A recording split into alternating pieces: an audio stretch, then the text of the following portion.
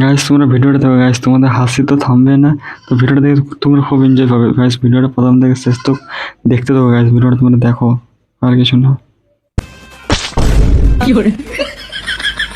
শান্তি না অশান্তি।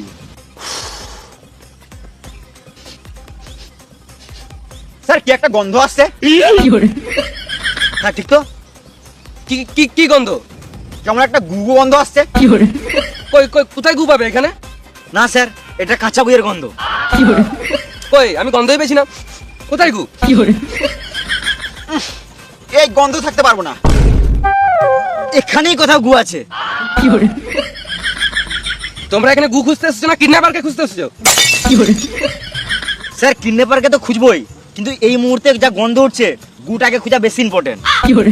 আমাদের মধ্যে কেউ গুয়ে পা দেয় নাই তো?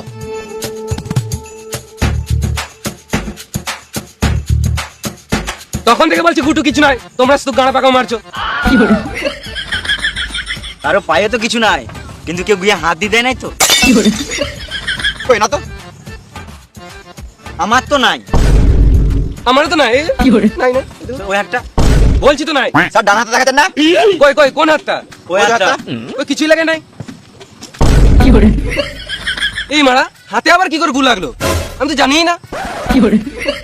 স্যার সব জানে, আমাদের কাছে গাঁড় পাকাও মাছ ছিল। এই হাতে কিছু খাওয়া যাবে না। কি গন্ধ। হাতে গু লেগেছে, এর মানে কিছু বুঝতে পারলে দয়া?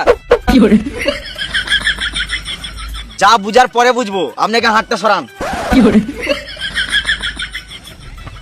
কি গন্ধ।